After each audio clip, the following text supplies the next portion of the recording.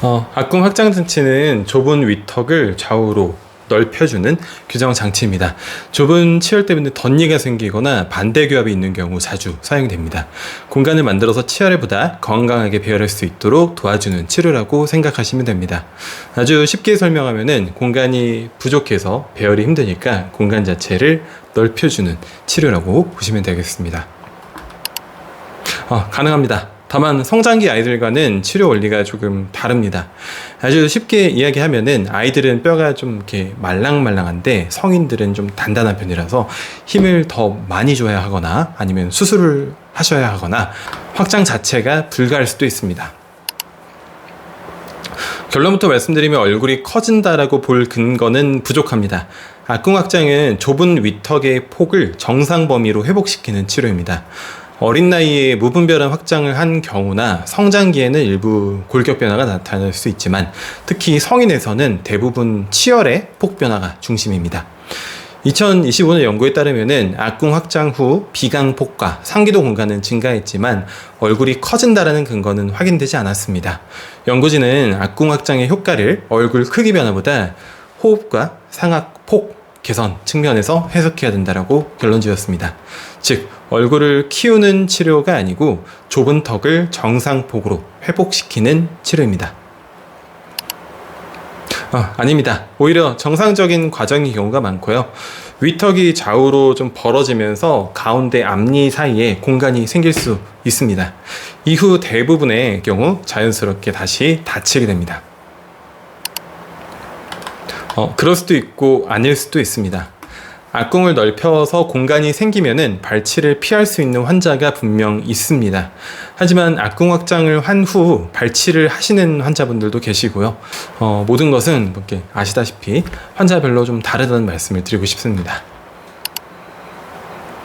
악궁 확장을 하면은 비강이 좀 넓어질 수가 있기 때문에 코 호흡이 좀 편해졌다라고 느껴지시는 환자분들이 종종 계십니다. 하지만 비염 자체를 완벽하게 치료하는 치료라고 보기는 힘든데 비염은 이렇게 알레르기, 점막 염증 등 좀 여러 가지 원인이 있기 때문입니다.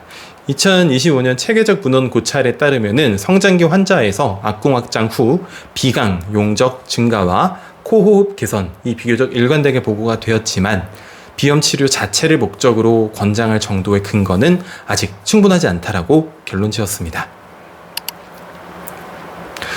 일부 환자에서는 도움이 될 수 있습니다. 특히 위턱이 좁고 코호흡이 어려운 성장기 환자에서는 긍정적인 결과가 보고되었습니다. 하지만 모든 코골이 환자에게 적용되는 치료는 아닙니다. 원인에 따라 이비인후과나 수면의학과와 함께 평가하는 것이 중요합니다. 2024년 메타 분석에서 악궁 확장이 일부 성인과 소아의 폐쇄성 수면 무호흡증에서 무호흡, 저호흡 지수를 개선할 가능성을 보였지만 효과는 환자 선택에 따라 달라질 수 있다고 보고했습니다. 생각보다 심하지는 않습니다. 물론 제가 하는 게 아니기 때문에 그럴 수 있지만 나사를 돌리는 순간에는 압박감이 조금 느껴질 수가 있고 코 주변이나 앞니, 특히 위앞니가 뻐근한 느낌이 드실 수가 있는데요. 대부분은 3일에서 5일 정도 지나면서 많이 적응이 됩니다. 진통제가 필요한 경우도 있기는 하지만 오래 복용하는 경우는 드뭅니다. 처음 며칠은 부드러운 음식이 좋습니다. 카라멜이나 엿, 오징어처럼 질기거나 좀 달라붙는 음식, 얼음이나 견과류처럼 좀 단단한 음식은 되도록이면 피하시는 게 좋고요. 식사 후에는 장치 아래 음식물들이 조금 낄 수가 있어요. 그래서 치간 칫솔이나 워터픽 같은 거를 이용해서 좀 관리하시는 거를 적극적으로 추천을 드립니다. 확장 자체는 보통 2주에서 6주 정도 진행이 됩니다. 하지만 뼈가 안정적으로 굳도록 유지하는 기간이 매우 중요합니다. 일반적으로는 확장 후 수개월 동안 장치를 유지하면서 교정 치료를 이어가는 경우가 많습니다. 악궁을 넓히는 것만큼 넓어진 상태를 안정적으로 유지하는 과정이 더 중요합니다. 처음에는 대부분 발음이 조금 어색해지는데요. 특히 스, 즈, 츠 같은 발음이 가장 많이 변합니다. 그 이유는 혀가 원래 닿던 입 천장에 장치가 생기기 때문입니다. 하지만 대부분 1에서 2주 정도 지나면은 어느 정도 적응을 하시고 일상 대화에는 큰 불편이 없어지십니다. 2024년 연구에서 악궁 확장 장치 착용 직후 발음 변화가 나타날 수 있지만 대부분 시간이 지나면서 회복되며 영구적인 발음 장애를 유발하지는 않는다라고 하였습니다. 즉, 발음은 잠깐 변할 수 있지만 대부분 적응되십니다. 네, 굉장히 좀 흔한 증상인데요. 우리 몸은 장치를 이렇게 끼게 되면은 이물질로 좀 인식을 하기 때문에 반응성으로 침이 많이 나옵니다. 보통 한 3일에서 7일 정도 지나면은 정상적으로 돌아오고요. 오히려 침이 많이 나오는 것은 그냥 적응 과정 중에 일부라고 보시면 되겠습니다. 대부분 그렇습니다. 악궁 확장이 제대로 진행이 되면은 가운데에 있는 봉합이라고 하는 구조물들이 조금 열리게 되면서 자연스럽게 앞니 사이가 벌어질 수가 있습니다. 하지만 안 벌어진다고 해서 실패도 아닙니다. 성인에서는 벌어짐이 적게 나타나는 경우도 있고요. 2015년 연구에 따르면은 환자의 나이와 골격 상태에 따라서 양상이 달라질 수 있다고 보고되었습니다. 앞니가 벌어질 수도 있고 안 벌어질 수도 있어서 벌어졌다고 혹은 안 벌어졌다고 크게 신경 쓰지 않으셔도 괜찮습니다. 약간 이렇게 좀 흔들리는 느낌을 받을 수 있습니다. 확장 과정에서 치아와 주변 조직에 힘이 가해지기 때문인데 대부분 치료가 끝나고 뼈가 안정되면 다시 단단해집니다.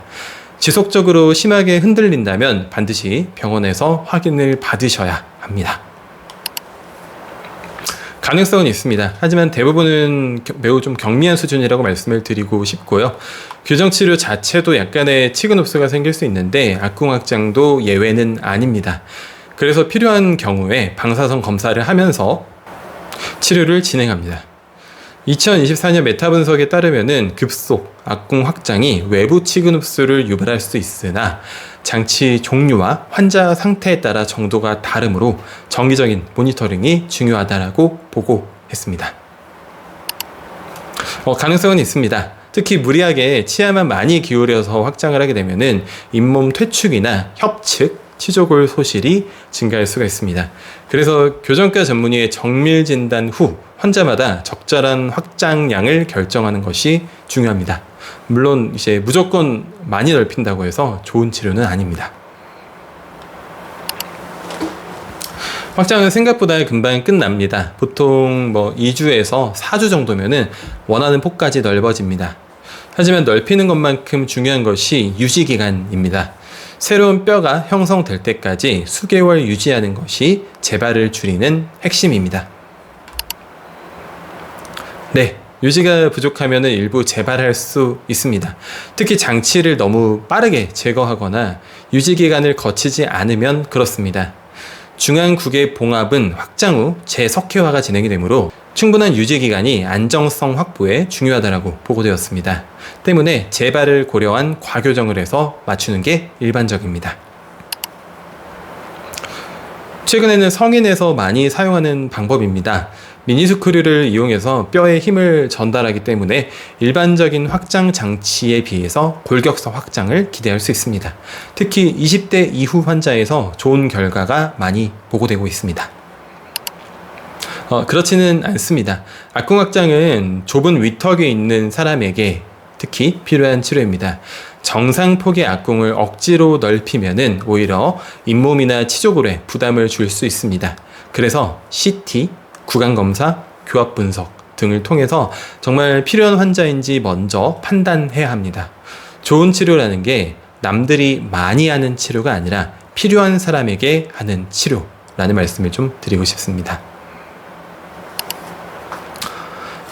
결론부터 말씀드리면은 아닙니다. 악궁 확장은 이제 코를 높이는 치료는 아니고요. 다만 위턱이 조금 이렇게 넓어지면서 주변에 코 주변에 연조직에 아주 좀 미세한 변화가 생길 수는 있습니다. 하지만 거울을 보고 코가 이렇게 높아졌다라고 느낄 정도의 변화는 기대하기 어렵습니다.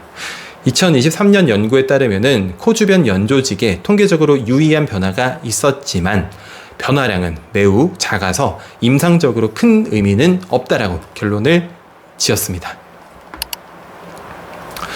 대부분 1mm 안팎의 아주 작은 변화이고 거의 느끼지 못할 정도의 변화입니다.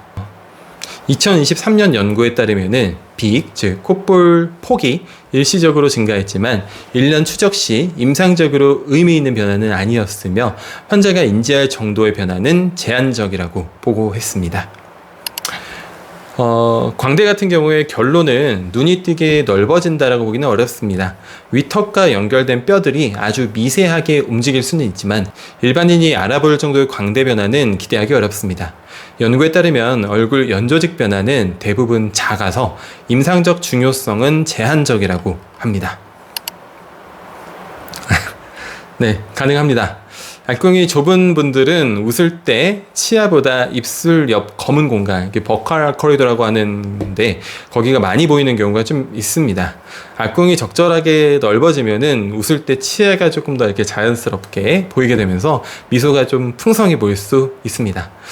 하지만 이는 환자마다 좀 차이가 있다는 말씀을 드리고 싶습니다. 현재까지는 근거가 좀 부족하다라는 말씀을 드리고 싶고요. 앞으로도 좀 그러지 않을까 싶은데 인터넷에서 팔자주름이 좀 펴졌다라는 후기들도 조금 본 것 같은데 이게 좀 입증할 만한 연구를 진행하는 게 조금 어렵습니다. 팔자주름 같은 경우에 피부 탄력이나 지방량, 노화 등 여러 가지 요인이 영향을 좀 줄 수가 있기 때문에 악궁 확장만으로 설명하기는 어렵습니다. 경우에 따라 가능합니다. 하지만 환자 케이스마다 좀 다르기 때문에 환자분 골격 분석이 가장 중요합니다. 실제로 제가 치료 중인 발치를 하고도 돌출감이 남아 있어서 악궁 확장을 통해서 돌출입을 좀 개선 중인 재교정 환자분이신데 경우에 따라서 이렇게 진행이 가능할 수 있습니다. 가벼운 교합성 비대칭은 좋아질 수 있습니다. 하지만 뼈 자체의 비대칭을 악궁 확장만으로 해결하기는 어렵습니다. 심한 안면 비대칭은 다른 교정 치료나 수술적 접근이 필요한 경우도 있습니다. 물론 위와 같이 악궁 확장만으로 단기간에 비대칭을 개선하고 교정 치료를 이어서 진행 중인 환자분도 이렇게 계신데 이런 경우도 있지만 어디까지 좀 제한된 경우에서 가능하기 때문에 가까운 교정 전문 치과 내원 하시게 되면은 이렇게 정밀 검사 받아보시면 아마 원장님들, 전문의 원장님들이 상세하게 좀 설명해 주실 거예요. 그렇게 검사를 받아보고 이게 비대칭이 해소가 가능한 어떤 비대칭인지 아니면 아닌지 에 대해서 검사를 받아보시는 게 가장 좋은 방법입니다. 일부 환자는 교합이 안정되면서 턱이 편해졌다라고 느껴지시기도 하시는데 하지만 턱관절 장애를 치료하기 위한 목적으로 시행하는 치료라고 보기는 좀 어렵습니다. 물론 그런 경우도 있기는 하지만요. 턱관절 통증의 원인은 매우 다양하기 때문에 반드시 별도로 평가를 면밀하게 하는 것이 필요합니다. 가능합니다. 알꿍이 좁으면은 웃을 때 이제 뒤쪽 치아가 좀 잘 안 보이는 경우가 있는데 적절한 확장을 통해서 치열폭이 좀 넓어지게 조커 같네요. 되면은 웃을 때 치아가 더 균형 있게 보여서 미소가 자연스러워질 수 있습니다. 다만 변화의 정도는 개인차가 있습니다. 잘 유지하면 오래 갑니다. 하지만 치료 후 유지 기간이 부족하거나 유지 장치를 제대로 사용하지 않으시면은 일부 재발이 생길 수 있습니다. 확장 후에는 새 뼈가 형성되고 안정화되는 기간이 꼭 필요합니다. 위 케이스처럼 가능한 경우도 있습니다. 하지만 성공률은 20대보다 낮아집니다. 뼈가 단단해지기 때문에 그렇고요. 다만 뼈를 늘리기보다는 치아를 넓히는 목적으로 사용을 많이 합니다. 그 시기에는요. 네. 사랑니가 있다고 해서 악궁 확장을 못하는 것은 아닙니다. 다만 사랑니의 위치와 방향을 함께 평가를 좀 해야 하고요. 필요하면 사랑니를 먼저 발치하고 교정을 진행하기도 합니다. 장치 때문이라기보다 관리가 부족하면 문제가 생길 수 있습니다. 장치 주변에 음식물이 오래 남아 있으면 잇몸 염증이나 충치가 생기기 쉽습니다. 그래서 치간 칫솔과 워터픽을 함께 사용하는 것을 추천을 조금 드리는데요. 대부분은 관리만 잘 하시게 되면 큰 문제 없이 치료가 진행이 될 겁니다. 장치 자체가 충치를 만드는 것은 아닙니다. 하지만 음식물이 잘 끼기 때문에 관리가 어려워질 수 있습니다. 양치를 소홀히 하게 되면 충치와 잇몸 염증 위험이 높아집니다. 그래서 치료 기간에는 평소보다 더 꼼꼼한 관리가 필요합니다. 네, 100% 성공하는 치료는 아니고요. 특히 성인에서 봉합이 열리지 않는 경우가 있습니다. 악궁합장은 단순히 장치를 끼우고 나서 끝나는 치료가 아닙니다. 환자의 나이나 골격, 봉합의 상태, 치조골의 두께, 잇몸 상태까지 모두 고려를 해야 합니다. 같은 장치를 사용하더라도 진단이 다르면 결과도 크게 달라질 수 있습니다. 저는 그래서 치료보다 진단이 먼저라고 항상 말씀을 드립니다. 환자에 따라 가능할 수 있습니다. 공간이 확보되면 치아 배열이 더 수월해질 수 있기 때문입니다. 하지만 모든 환자에서 치료 기간이 단축되는 것은 아니고요. 치아 상태와 교합에 따라서 달라질 수 있습니다. 적절한 진단과 계획 하에 시행된다면 비교적 안전한 치료입니다. 다만 모든 의료 행위와 마찬가지로 통증이나 치근 흡수, 잇몸 변화, 장치 탈락 등의 가능성이 있습니다.